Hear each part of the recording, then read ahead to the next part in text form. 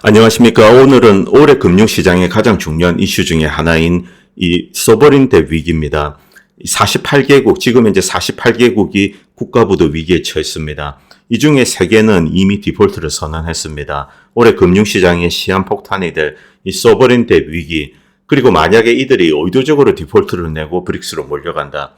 여기에 미국과 서유럽은 어떤 대응을 할 수 있는가? 이것이 과연 금융위기를 부를 것인가? 여기에 대해서 좀 알아보도록 하겠습니다. 먼저 작년 8월에 로이터에 올라온 이 기사를 잠깐 보도록 하겠습니다. 작년에도 이미 국가 부채가 세계 경제의 가장 중요한 이슈였습니다. 특히 작년에 미국을 크게 흔들어 놨던 공적 부채 급증, 그리고 미국의 이제 금리 급등. 이때 미국 증시도 급락하고 세계 금융시장이 크게 출렁했습니다. 이때 각국이 가지고 있는 국가 부채 규모, 이것이 이제 이 도마 위에 올랐습니다. 이때는 사실 미국이나 서유럽 선진국들은 이 자국의 국가 부채 문제를 이제 신경 쓰기 때문에 아프리카나 이런 나라는 신경을 쓸 여지가 없었습니다. 이 로이터에 올라온 이 기사 작년 8월입니다. 이때는 유럽과 이제 미국 국가 부채, 그리고 이제 일본도, 일본 정부, 물론 일본은 국가 부도를 내지 않습니다. 일본 정부가 발행한 채권의 대부분, 상당 부분은 일본 투자자들이 들고 있습니다. 일본 국민들이 들고 있죠. 그래서 일본 같은 경우는 조금 예외적이지만 다른 나라는 비슷한 문제에 처했습니다. 특히 미국이 30 트릴리언 달러, 작년 8월입니다. 이 30 트릴리언 달러를 넘어서자 금융시장이 이제 크게 흔들렸습니다. 종합적으로 정리를 하면 한 4가지 문제로 이렇게 귀결됩니다. 첫 번째는 금리가 올랐다. 금리가 오르게 되면은 기존 부채에 대해서 이자를 많이 지급해야 되죠. 자, 이것이 이제 이자 비용이 커지는 겁니다. 그리고 두 번째 문제는 이 많은 부채를 가지고 있음에도 불구하고 돈을 여전히 많이 써야 된다는 겁니다. 미국 같은 경우 전쟁도 해야 되죠. 그래서 이 돈을 많이 써야 되는 겁니다. 지출이 너무 많다. 그리고 이자 비용, 이자율이 올라갔기 때문에 많은 이자를 내야 됩니다. 이런 여러 가지 이제 비용적인 측면에서 정부가 계속 허덕이는 거죠. 그래서 공적 부채 규모를 줄이기가 힘들다는 겁니다. 그리고 미국과 이탈리아, 그리고 영국, 특히 이때 당시는 영국이 가장 심각했습니다. 이들 세 나라를 이제 주목하고 있습니다. 그리고 밑에 보시면은 이제 이 문제를 해결하기 위해서 세금을 올린다든가 정부 재정 지출을 줄인다든가 어떤 결단을 내려야 됩니다. 그러나 이들 국가들 모두 그런 작업을 하지 않습니다. 그냥 모르겠다, 배째라, 그냥 뎨 실링만, 어떤 국가 부채 한도 이것만 올려라, 이런 식으로 나오는 거죠. 결국 영국 같은 경우는 위기가 터졌습니다. 이때 10월에 미국이나 유럽 각국들이 도와서 어떻게 덮긴 했습니다만, 물론 이들은 선진국이기 때문에 결국 어떤 화폐 발행을 이용해서, 그리고 이 리저브 커런시입니다. 이들은 화폐 발행을 이용해서 계속 이렇게 땜빵을 해 나가는 겁니다. 그런데 진짜 문제, 이 부도를 선언하지 않을 수 없는 국가들이 있습니다. 아프리카나 남미, 이들 국가에 대해서 오늘은 좀 알아보도록 하겠습니다. 아프리카 각국이 심각한 부채 위기에 빠졌다. 한 25개 국가가 대단히 위험합니다. 한 2주 전에 2월 28일에 이 칼럼은 올라왔습니다. 이제 이들 가난한 나라들, 특히 이 취약한 나라들의 이 부채 문제를 해결하지 않을 수가 없는 그런 상황에 직면했습니다. 이자 비용이 너무 크고, 그리고 위기가 길어지면서 가상금리도 붙겠죠. 새로 이제 빚을 끌어와서 기존에 있는 빚을 갚고 이 롤오버를 하고 이런 게 쉽지가 않습니다. 많은 비용을 지불해야 됩니다. 그래서 가난한 나라와 선진국들, 채권자들, 이들이 모여서 협의를 해야 되는 바로 그런 시점에 이제 직면했습니다. 그런데 공교롭게 올해 이제 브릭스가 새로운 인터내셔널 뱅킹 시스템과 결제 시스템을 만듭니다. 위에 잠깐 보도록 하겠습니다. 2022년에 아프리카 정부는 수입의 약 12%를 부채 상환에 할당해야 됐다. 굉장히 힘들다는 것을 알 수 있습니다. 2019년부터 2022년 사이 25개 아프리카 정부는 시민의 이제 건강, 보건보다 총 부채를 상환하는데 더 많은 어떤 자금을 할당했어야 됐다. 대단히 힘든 걸 알 수 있습니다. 2023년 말에 국제통화기금은 아프리카 저소득 국가의 절반 이상이 사실상 이 부채 상환에 어려움을 겪고 있다. 디폴트 상태라는 겁니다. 사실상요. 그리고 OECD가 2030년까지 이들 국가가 어느 정도 경제 발전을 하기 위해서 이들 국가는 일정한 이제 자원이 필요합니다. 자금, 이런 겁니다. 그런데 이것을 도저히 충족할 수 없다. 이런 부채 규모로 시달리게 된다면 도저히 이들 국가는 발전을 할 수가 없다는 겁니다. 이렇게 OECD는 판단을 했습니다. 왜 이렇게 되었을까? 가장 중요한 이유는 코땡땡입니다. 코땡땡 때 글로벌 락다운을 했습니다. 미국이나 그리고 이제 서유럽 선진국들 잘 사는 나라들은 재정적인 여력이 있습니다. 뭐 그동안 이제 저축해둔 돈 있죠. 이것도 쓰고 안 되면은 또 빚을 끌어와서 쓰고, 물론 미국은 빚을 끌어들여서 썼죠. 이렇게 자금을 살포해서 민생을 떠받쳤습니다. 그리고 이제 경제를 락다운했습니다. 가난한 나라에게는 그런 옵션이 없습니다. 그런데 선진국이 완전히 락다운을 했기 때문에 가난한 나라는 뭐 어떤 뭐 광물이 있으면 채굴을 합니다. 그런데 수출을 하려고 해도 배가 없습니다. 선진국이 다 문을 닫아 걸었습니다.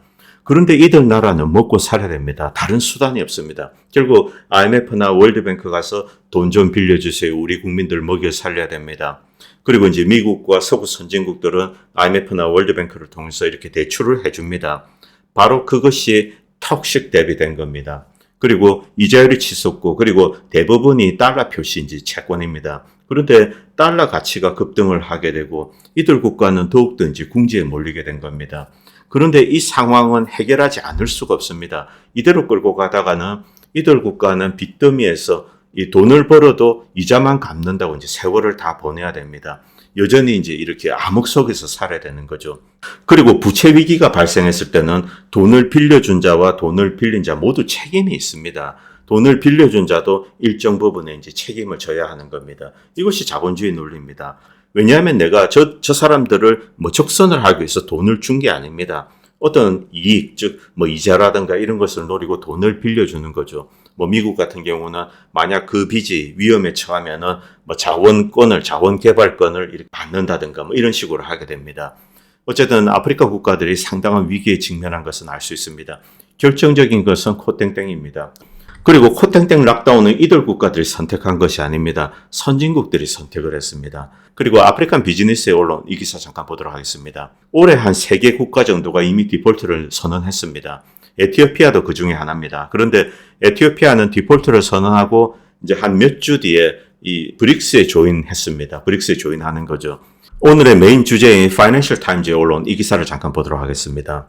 자, 뉴욕 주법에 따라서 이 월스트리트는 움직입니다. 월스트리트에서 은행들이 이제 다른 나라, 가난한 나라들이 오면은 그들의 국채를 이렇게 언더라이팅 해주고 또 이제 투자자들을 모집하고 국채를 팔고 뭐 이런 짓을 합니다. 그런데 이것은 뉴욕 주법에 따라 움직입니다.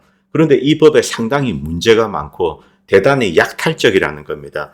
그래서 뉴욕주 의회에서 이 법을 수정하기 위해서 입법 노력을 하고 있습니다. 이것이 이제 이 핵심 주제인데, 그런데 이것이 공교롭게 브릭스 출범과 맞물려 있습니다. 그래서 많은 사람들은 미국에서 이 브릭스 출범에 대항해서 어떤 이제 합리적인 구조조정법을 만들려고 하는 것이 아닌가, 이렇게 이제 추정하고 있습니다. 물론 이 이슈는 작년부터 나왔습니다. 그런데 이들 국가는 어쨌든 이제 이 코땡땡 락다운으로부터 그 피해, 그때 입었던 이 경제적인 피해, 여기서 벗어나지 못하고 있습니다. 그리고 브릭스라는 대안 시스템이 이제 새로 만들어집니다. 그렇기 때문에 미국이나 서구 선진국들은 어떻게 해서든지 이 문제를 합리적으로 풀어야지 이들 국가를 붙잡아 둘 수 있는 겁니다. 자, 그렇기 때문에 이런 입법 노력을 하고 있습니다. 기사 내용을 잠깐 보도록 하겠습니다. 역시 가장 중요한 이슈는 아르헨티나입니다. 아르헨티나는 총 한 800억 불 정도, 이 정도 이제 써버린데 이게 디폴트 선언될 수가 있습니다. 그렇기 때문에 하비에르 밀레이의 움직임에 대해서 이제 우리가 주목을 하고 있습니다. 아르헨티나는 세계 시장에 그림자를 들이우고 있다. 하비에르 밀레이는 뭐 다채로운 인물이기 때문에 투자자들이 관심을 주고 있는 거죠. 그리고 또 다른 요인은 뉴욕주, 이제 알비니입니다. 알비니는 뉴욕주 주도입니다. 여기에 이제 뉴욕주 의회가 있는데 여기서 뉴욕주 의원들이 모여서 이렇게 입법 활동을 하고 있습니다. 주의회는 주법원이 국채, 이것은 뭐 미국이 아닙니다. 이 뉴욕에서 다루는 이제 글로벌 다른 나라 국가들의 국채, 여기에 대한 법안입니다. 이 구조조정을 처리하는 방식을 변경하려는 법안을 제출을 했습니다. 총 8,700억 달러 규모의 이 신흥시장 이머징 마켓, 이들 채권 중 절반이 뉴욕법에 따라 발행되었기 때문에 이것은 중요합니다. 세부 사항은 복잡하지만 이들의 이제 목적은 헤지펀드 엘리엇이 뉴욕 법원을 이용해서 이 아르헨티나, 망가진 아르헨티나에서 24억 불, 하나로나 지금 한 뭐 2조 8천억 정도 되죠. 이 정도의 자산을 뭐 사실상 강탈입니다. 이것을 막기 위해서 이런 입법 행위를 하고 있습니다. 어떤 사건인지는 제가 다음 슬라이드에서 설명드리겠습니다. 2016년 사건 대단히 유명합니다. 책으로도 나왔습니다. 지난해에도 이 비슷한 계획, 즉 신흥시장 채권 문제 이것을 합리적으로 처리하는 법안을 만들어야 된다. 이런 논의를 했지만 무산이 되었습니다. 의심할 바 없이 월스트리트를 이들을 방해했습니다. 월가 입장에서는 자, 왜 뉴욕주가 다른 나라 국채를 합리적으로 처리하려고 하느냐. 자, 뭐 헤지펀드나 상업은행, 투자은행들이 있습니다. 이들은 다른 나라 국채, 이제 다른 나라 국가들, 아프리카 A라는 국가가 있습니다. 이 사람의 빚은 지옥까지 쫓아가서 다 받아내겠다. 이런 생각을 하고 있죠. 그렇기 때문에 뉴욕주 의원들의 이런 움직임에 대해서 막으려고 노력하고 있습니다. 클리포드 찬스 같은 법률 회사가 이들을 대변하고 있고 이 알비니 의회에서 지금 강력하게 로비를 하고 있다고 합니다. 여기서 2016년에 아르헨티나에서 어떤 일이 일어났는가 잠깐 알아보도록 하겠습니다. 이 엘리엇은 자 이제 아르헨티나는 이미 한 10몇 년 전에 디폴트를 선언을 했습니다. 13년 전에 디폴트를 선언을 했는데 그 부실 채권, 부도난 채권들이 지금 헐값에 팔려다니고 있습니다. 그것을 인수한 다음에 아르헨티나로부터 원금을 다 뜯어낸 사건입니다. 미국 법원에 소송을 제기하고 법원의 명령에 따라서 아르헨티나 정부를 괴롭히고 결국은 아르헨티나로부터 한 24억 불, 한 20억 불 정도 됩니다. 2조 6천억을 다 뜯어냈습니다. 그런데 헤지펀드 엘리엇은 이 아르헨티나에 디폴트 낸 채권 이것을 아주 값싸게 인수한 다음에 원금을 다 뜯어냈기 때문에 엄청난 수익을 낸 겁니다. 이 사건이 다시 있어서는 안 된다. 그렇기 때문에 이제 뉴욕주 의원들은 이런 입법 활동을 하고 있습니다. 잠깐 보도록 하겠습니다. 아르헨티나가 1998년, 99년 이때 국가 부도를 선언했습니다. 그리고 디폴트 난 아르헨티나 채권이 있습니다. 이것을 헤지펀드, 주로 이제 엘리엇이 상당량을 인수했고 다른 헤지펀드도 여기 이제 결탁을 했습니다. 그리고 소송을 냈습니다. 뉴욕주 법원에 소송을 내어서 뉴욕주 법원은 이 뉴욕과 관련된 어떤 이제 아르헨티나 자산들 이것에 대해서 여러 가지 강압적인 조치를 취할 수 있습니다. 바로 이런 이 권한을 이용해서 아르헨티나를 괴롭혀서 결국은 돈을 다 뜯어낸 겁니다. 10년대 부채를 해소하기 위해서 이 싱어의 기금은 미국과 유럽의 중앙은행에 이제 아르헨티나의 돈을 빼내려고 했습니다. 이 시도가 좌절되자 다양한 것을 합니다. 가나에 정박된 아르헨티나 해군 선박 이것을 이제 압수하려고 합니다. 여기에는 250여 명 정도의 승무원이 있습니다. 그럼에도 불구하고 가나 정부를 이용해서 이제 이 압류하려고 했었죠. 미국 법원에서 결정을 내려서 가나 정부에 통보하고 이제 가나 정부에 부탁을 한 겁니다. 또 이제 협의를 하고 배는 일단 풀려납니다. 그리고 악질적으로 괴롭힙니다. 결국 4년 뒤에 이 원금을 받아냅니다. 이 엘리엇 캐피탈과 기타 여러 헤지펀드들은 아르헨티나 정부로부터 이제 결국 24억 달러를 빼내는데 이 합의에 동의를 합니다. 아르헨티나가 왜 동의를 하지 않을 수가 없을까? 자, 1998년, 99년, 2000년대 이때 이제 아르헨티나는 디폴트를 냈습니다. 그리고 그 전에 발행한 채권 헤어컷을 했습니다. 미국 정부라든가 그리고 미국 정부를 통한 IMF, 월드뱅크 그리고 기타 투자자들이 있습니다. 이 퍼블릭 투자자들 이들은 아르헨티나 국채에 대해서 이제 헤어컷을 했습니다. 그래서 30%만 갚아라. 원금이 100원이면은 30%만 받는 것. 이렇게 되고 이 채권은 이제 계속 팔려다니는 거죠. 그런데 이것을 인수한 다음에 아르헨티나 경제가 좀 회복이 되었습니다. 2016년경에. 그래서 아르헨티나는 국제 교육을 하기 위해서 또 미국 은행에 이렇게 파킹도 좀 하겠죠. 국가 자산, 금융 자산을 파킹도 합니다. 외환 보유금도 둡니다. 아르헨티나가 돈이 생겼다고 이들이 몰려가서 소송을 내서 이것을 결국 뜯어낸 겁니다. 아르헨티나는 이렇게 하지 않는다면 아르헨티나는 또다시 이렇게 국제 금융시장에서 완전히 소외됩니다. 이 20매덕 달러보다 더 큰 손실을 볼 수 있는 거죠. 그래서 눈물을 머금고 여기에 동의를 한 겁니다. 이것을 할 수 있게 해준 것은 바로 미국 법원입니다. 미국 법원에서 최종적으로 결정을 내렸기 때문에 아르헨티나는 더 이상 어떻게 할 수가 없는 거죠. 만약 미국 법원 결정을 따르지 않게 된다면 미국 중심의 금융 시스템, 이 인터내셔널 뱅킹 시스템, 결제 시스템 이것을 이용을 할 수가 없습니다. 지금처럼 브릭스가 있게 된다면 이런 것은 필요가 없겠죠. 아르헨티나는 나 못 줘. 그때 다 해결이 되었습니다. 헤어컷하고 30%만 주기로 이렇게 다 합의를 봤습니다. 남은 30% 원금 그것에 대한 이자만 지불을 하면 됩니다. 그렇게 이 디폴트난 채권은 국제 금융시장에서 거래가 되었죠. 이것을 인수하고 뉴욕주 이제 법원 그리고 대법원까지 갔습니다. 그 다음에 법원 판결로 괴롭힌 겁니다. 악질적인 사건이죠. 그런데 이것이 사실은 미국 금융 시스템의 정체입니다. 본질적으로 미국과 서구는 이 소버린 뎁 디폴트를 용납을 하지 않습니다. 완전히 파산하고 한 푼도 갚지 않아야 된다. 이런 국제적인 파산법은 지금까지 미국 서구 주도의 인터내셔널 뱅킹 시스템에는 존재하지 않습니다. 어떻게 해서든지 두는 거죠. 그리고 이것을 이용해서 여러 가지 형태의 약탈을 하게 됩니다. 이것은 약탈적입니다.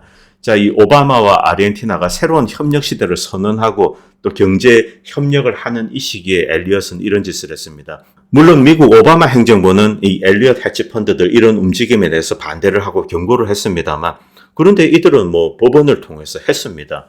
그리고 그 다음은 오바마는 나 몰라라죠. 과연 오바마가 이 해치 펀드들의 이런 움직임을 진심으로 비난했을까 반대했을까? 저는 그렇지 않다고 생각합니다. 시간이 많이 지났지만 이런 해프닝이 있었습니다. 그런데 지금 여러분들이 보시는 이것이 이 미국과 서구가 소버린 뎁, 가난한 나라의 국가 부채, 공적 부채, 이것을 다루는 방식이라고 보면 됩니다. 끝까지 지옥까지 쫓아가서 괴롭히고 그리고 뭘 뜯어내도 뜯어냅니다. 그런데 이제 이 사례가 일종의 이제 금융시장의 관례가 된 거죠. 그렇기 때문에 가난한 나라는 상당히 스트레스 받지 않을 수가 없습니다.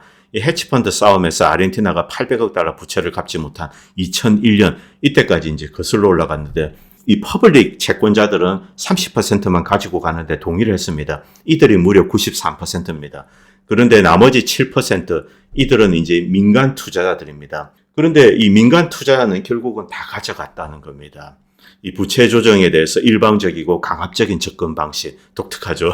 그리고 엘리엇 해치펀드, 이때는 해치펀드라는 표현보다도 벌처 펀드라는 게 맞습니다. 약탈적인 펀드죠. 이 채권 값싸게 인수를 한 다음에 75%에 달하는 상당한 수익을 올렸습니다. 다시 파이낸셜 타임즈 기사로 돌아오겠습니다. 투자자들은 지금 주목하고 있습니다. 뉴욕에서 거래되는 국채를 들고 있는 거, 뉴욕에서 발행한 채권이니까 뉴욕에서 거래되곤 하지만은, 그러나 이 관례, 즉, 이 소버린 뎁을 다루는 관례를 다른 데서도 봅니다. 유럽에서도 보고, 일본에서도 보고, 중국에서도 볼 겁니다. 이 알비니 의회의 움직임, 자, 2016년도 엘리엇 쿠데타, 이것은 다시는 존재해서는 안 된다.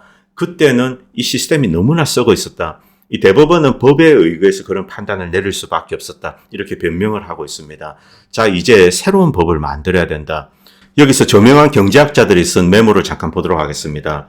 모든 국가에서는 부채를 구조조정하는데 어떤 파산법, 이런 메커니즘이 존재합니다. 미국 같은 경우 챕터 11이죠. 파산법의 대표적인 겁니다. 이 소버린 뎁, 어떤 국가가 지고 있는 빚, 여기에 대해서는 딱 이렇게 정해진 메커니즘이 없습니다. 이 관례대로 하는데 또 이제 즉흥적으로 합니다. 앞에서 말씀드렸듯이 이제 미국은 기본적으로 소버린 뎁에 대해서 완전 탕감이라는 것은 해주지 않습니다. 그런데 1973년에 이집트가 지는 소버린 뎁, 이것에 대해서는 완전히 탕감해줬습니다. 이집트와 이스라엘은 붙어 있었습니다.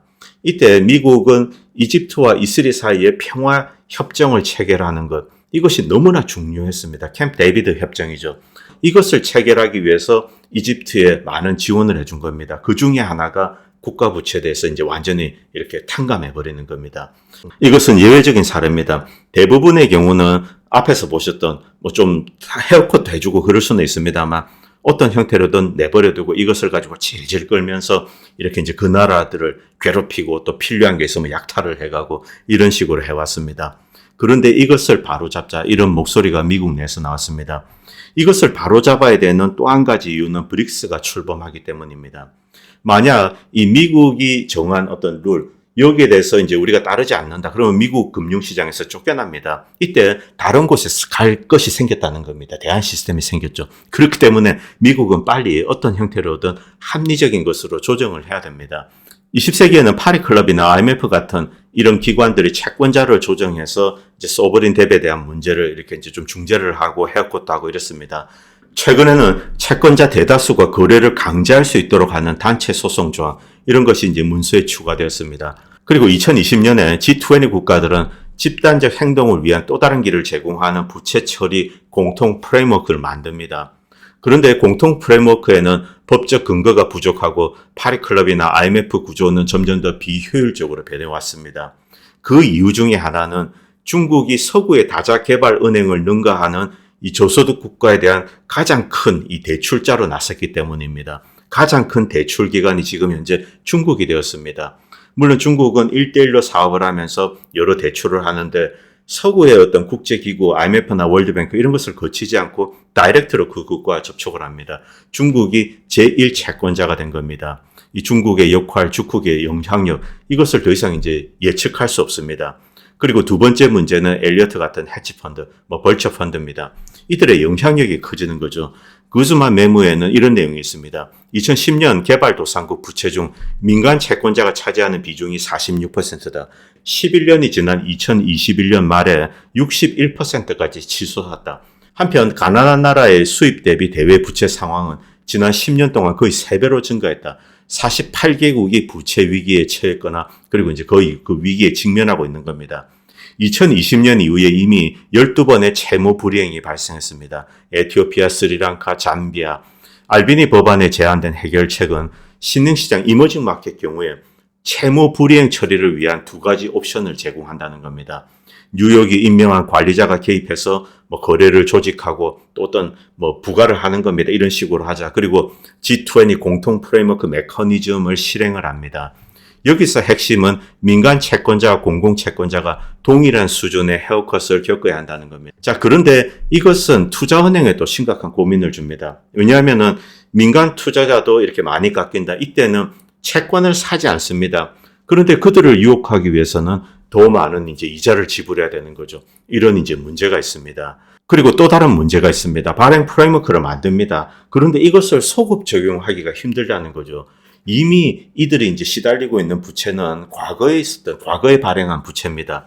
그런데 지금 프레임워크를 만들어서 이들에게 이제 강제한다, 소급 적용하는 겁니다. 자, 이것이 여러 가지 이제 법적 문제를 야기할 것이다. 그리고 이 자산 운용사들, 이 핑코 같은 자산 운용사들, 국채를 다룹니다. 소버린 뎁도 다루겠죠. 이들 입장에서는 이 이머징 마켓 본드에 대해서 여러 가지 제약 조건, 불확실성이 발생한 겁니다. 그래서 자, 이 시장이 자칫하면은 위기에 처할 수가 있는 거죠. 그리고 연쇄 부도가 쭉 이어지게 된다면 이 금융시장에도 어떤 충격이 있을 수밖에 없습니다. 부자 나라들이 국가 부도 위기에 빠지면은 큰 위기가 발생합니다. 그런데 1997년, 98년 이때 이머징 마켓 위기, 한국도 여기에 들어갑니다. 이때도 금융시장이 크게 출렁했습니다. 자, 그렇기 때문에 핑코 같은 어떤 자산 운용사들은 이런 위기를 걱정하고 있는 겁니다. 그리고 이 상품 시장이 제대로 안 팔리고 또 이게 이제 악순환이 되는 겁니다. 스파이럴 효과를 야기하는 거죠.